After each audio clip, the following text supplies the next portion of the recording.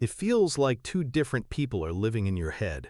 One person effortlessly taps a credit card for a purchase, feeling almost nothing. The other person opens the monthly statement and feels a wave of pure dread. Why is the pain so disconnected from the action? This isn't a failure of willpower. It's a fundamental mismatch between your modern financial world and your brain's ancient operating system. Your brain has a built-in alarm system for loss, but modern debt has learned how to sneak past the guards, completely undetected. To your brain, spending $10 in physical cash is a real, tangible loss. You see the money leave your hand. It's gone. But spending $10 on a credit card is an abstract idea. It's just a number on a screen, a problem for your future self. This creates a dangerous blind spot. Your brain's threat detection system, which evolved over millennia to protect you from immediate, tangible dangers, simply does not feel the abstract threat of a growing credit card balance until it's too late. It doesn't register as pain. You are not broken or bad with money for falling into this trap. You have been placed in an environment where your natural instincts are used against you. The system is designed to exploit this very psychological glitch, making frictionless spending feel completely harmless. But how does this lack of perceived pain turn into a full-blown behavioral addiction? The mechanism is both simple and powerful, and it operates on the most basic reward system in your brain. Let's decode the loop. The first step in the addiction loop is the trigger. This is a moment of stress, boredom, or a desire for something. Your brain seeks a quick solution, a way to change your emotional state from negative to positive. This is a normal, human impulse. The second step is the action, the purchase. Because using a credit card is frictionless and abstract, it presents the path of least resistance. You tap the card. The transaction is instant and, as we've established, psychologically painless in the moment. The third and most crucial step is the reward. The moment you make the purchase, your brain releases a small amount of dopamine. It's a tiny chemical reward for solving the initial problem of feeling stressed or bored. The brain doesn't care if the solution is good long-term. The consequence, the actual financial cost, is delayed. It arrives weeks later as a number on a statement. By then, the brain has forgotten the initial trigger and the small dopamine hit. It does not connect the pain of the bill to the pleasure of the purchase. This creates the perfect addiction loop. Trigger, painless action, immediate reward. Your brain learns that swiping a card is an effective way to feel better right now. The long-term negative consequence never gets properly coded into the lesson. So if fighting this powerful automated loop with willpower is a losing battle, how do you break the cycle? You don't fight it. You interrupt it by reintroducing the one thing modern transactions have removed: a feeling of tangible loss. The mental model to break this cycle is the tangibility principle.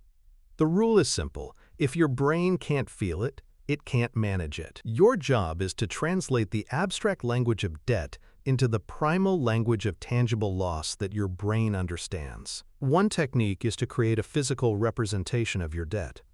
Don't just look at the number. Calculate how many hours of your life you have to work to pay it off. Write that number down and look at it before every non-essential purchase. Another method is to introduce friction. For a week, use only physical cash for variable spending like coffee or food. The physical act of handing over bills will reactivate your brain's natural aversion to loss, making you more mindful of every dollar spent. You can also use technology to enforce tangibility. Set up an alert system where every time you use your credit card, an equal amount of cash is automatically transferred from your checking account to a separate account to pay the bill. This creates an immediate, tangible consequence. Visualize your progress in a physical way. Create a chart and color in a square for every $100 of debt you pay off.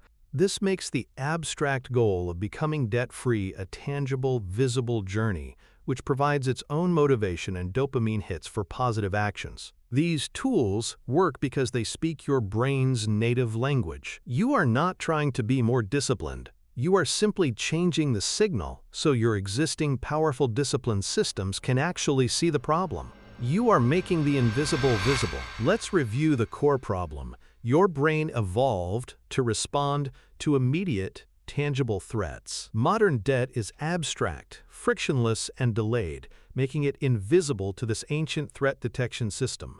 This isn't a flaw in you. It's a flaw in the world you inhabit. This invisibility creates a dangerous addiction loop. A trigger like stress leads to a painless action, the purchase, which provides an immediate chemical reward in your brain. The consequence is too far removed in time for your brain to learn the correct lesson. You cannot fight this loop with willpower alone. Trying to just be more disciplined is like trying to hold your breath indefinitely.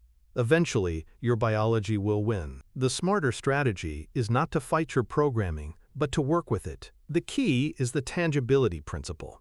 By making the abstract consequences of debt feel real and immediate, you give your brain the data it needs to make better decisions. You are providing the pain of paying that the credit card took away. This shift in perspective is empowering.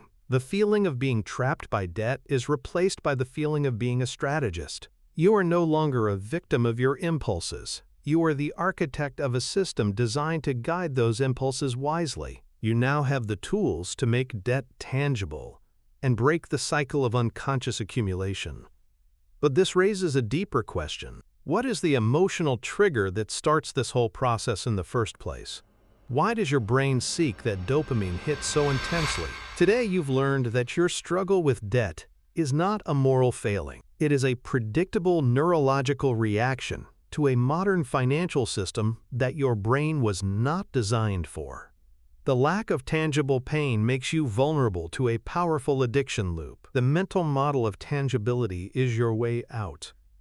By making debt feel real through visualization, friction, and immediate consequences, you are aligning your actions with your brain's native language. You give your ancient instincts a fighting chance in the modern world. This knowledge gives you control. Understanding the why behind the impulse to spend removes the shame and replaces it with strategy. You are no longer fighting an invisible enemy in the dark. You have turned on the lights and can see the machine for what it is. But understanding the addiction loop is only half the battle. We've focused on the mechanics of the debt cycle, but we haven't fully addressed the source of the fire, the emotional distress that acts as the initial trigger for so many financial decisions. What if you could understand that trigger so well that you could disarm it before it even leads to a financial impulse? That is the next level.